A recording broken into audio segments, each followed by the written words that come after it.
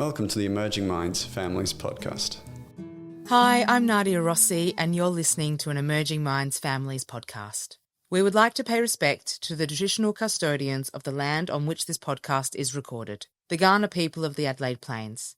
We also pay respect to all Aboriginal and Torres Strait Islander peoples, their ancestors and elders past, present and emerging from the different First Nations across Australia.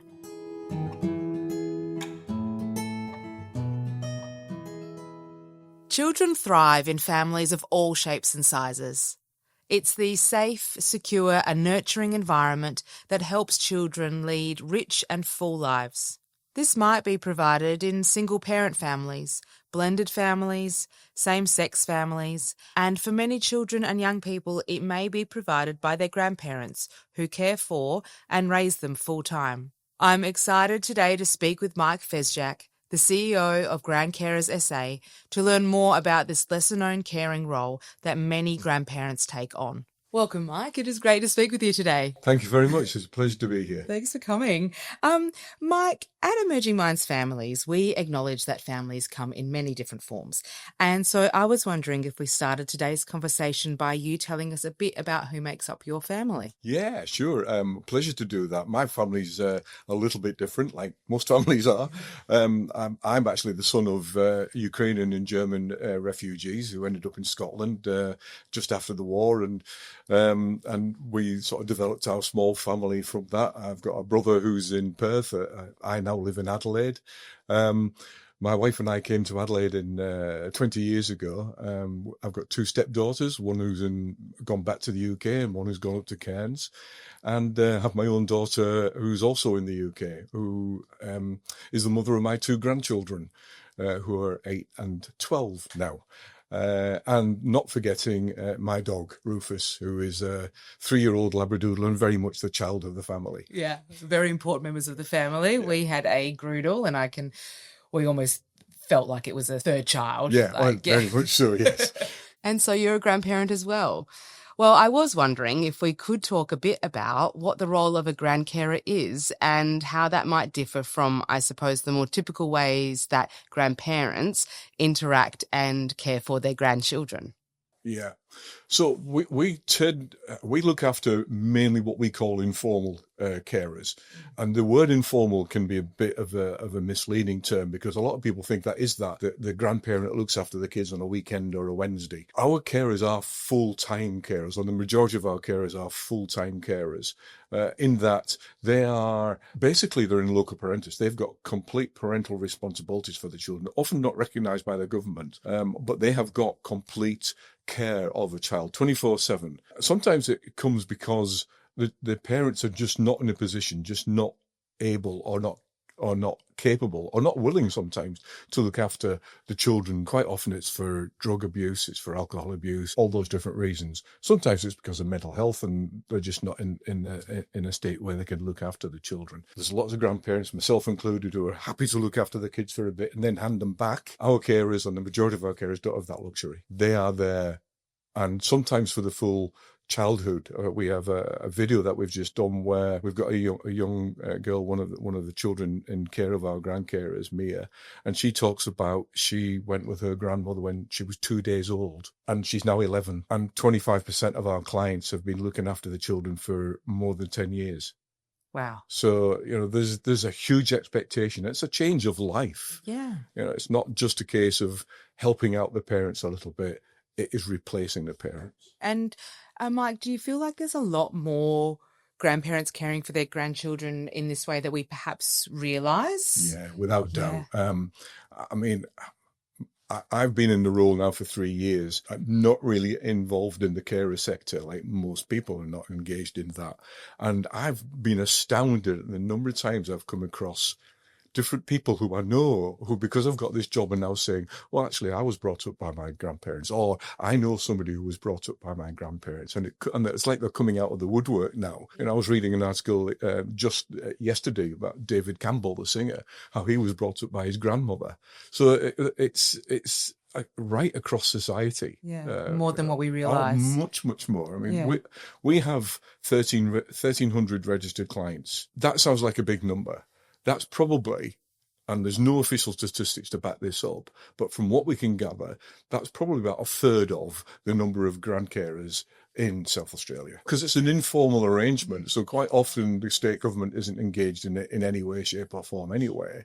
So there's this informal arrangement that nobody counts in stats. The census doesn't ask questions about it. So there's no sort of gathering of stats. So we rely on research that's been done through universities, and that suggests there's 100,000 children in Australia that are in informal care.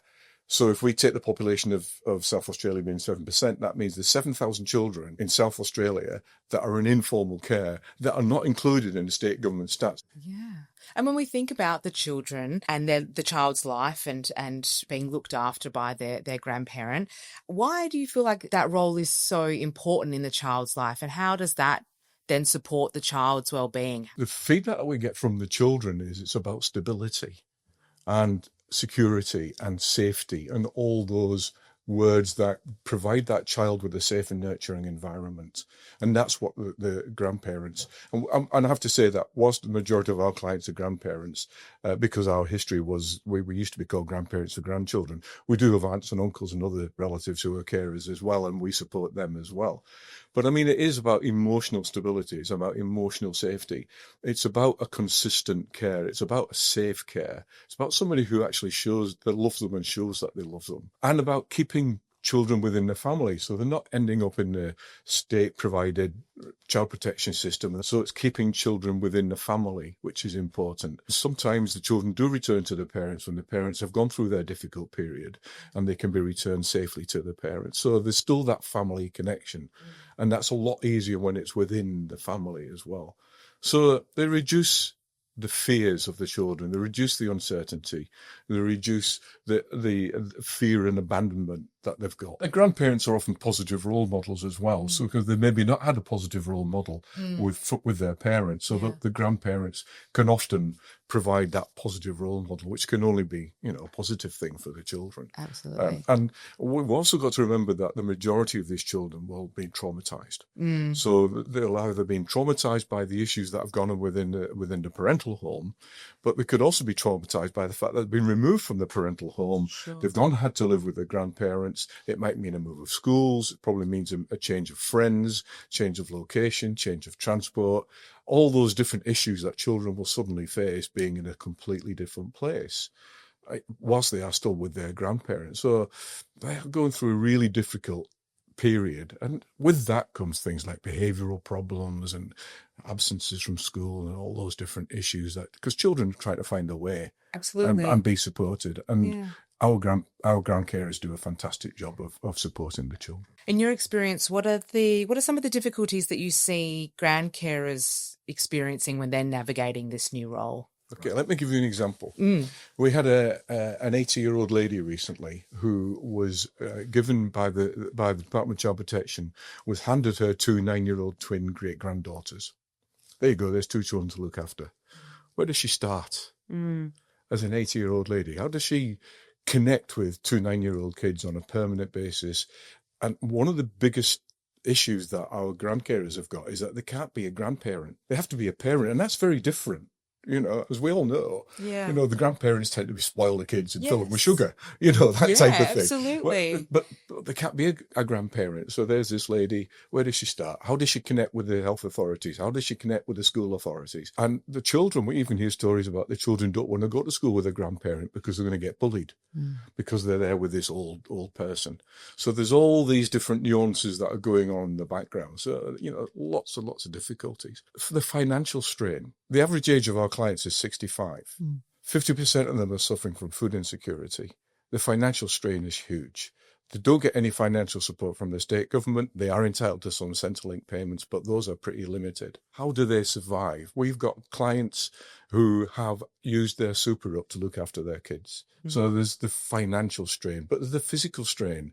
When you are older, I'm older, I know that I haven't got the energy that I used to have 20, 30 years ago. When I brought up my daughter, I've got a lot less energy than I had at that time. So there's the physical strain, the mental strain, the worry about the finances, the worry about the child, the intra-family issues where you're looking after the child of your own children, but that might not be an easy thing to manage. There are all the different issues about, the control over the child and different expectations of managing the children. So that can have its issues. There's lots and lots of different issues that front up, and it's a change of life for these people. It's something they never really expected. Well, for many of them, they thought that was it. They're empty nesters and it was time to move on and do whatever they wanted to do. Yeah. But there's also a grief there, because there's a grief not only about having to take on the child and the change of life, but there's a grief in terms of, what did I do wrong? Why did my child go this way? Sure. And there's simple issues. Dealing with technology. Tricky at the best of times. I'm not bad at technology, but the teenagers run rings around me. Yeah. When we think about these difficulties and the experiences that you have come across, how have you seen some grandcarers overcome these difficulties, or how have you seen them, I guess, make a better situation out of the difficulties? Generally, it's just down to doggedness and care. They've got enough care to put the effort in to look after the children and to keep going. Financially, like so many people nowadays, because of the rising cost of living, they just struggle. And they do what they can, and they scrimp and they save and they go to food banks and they do all those different things that everybody that's struggling financially does. But there's a doggedness about them. They are determined to bring up the children in a safe and nurturing environment to the best of their ability, and have some fantastic successes. Just talking to a couple who brought up their grandson from a very, very young age, and he's just qualified in the army, and they've just gone to his passing out parade, and he had all his fine uniform in, and they're so proud of him. But that's been because they've just not given up on him, and they have just continued throughout his youth, basically. What strengths do you see in the grandcarers that you come across? I just see a strength of character. The fact that their lives changed, and they've accepted it, they've taken on board a sense of responsibility where they've done that. The love that they show as well, the love and the care that they show the children, and even towards the parents of the children, because they have those concerns as well, naturally have those concerns. So there's all those things going on, but they just have this ability to push through it.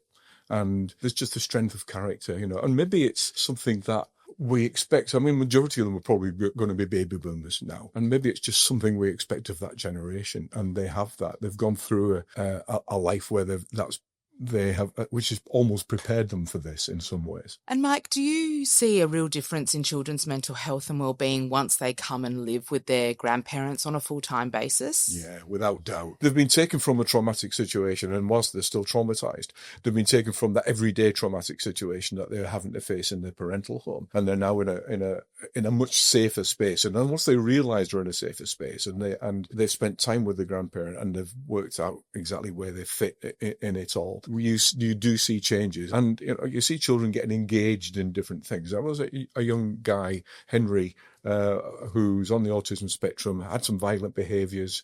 We supported him getting a guitar and getting some guitar lessons, and his behaviours changed dramatically over a period of time. I'm not talking years, I'm talking months.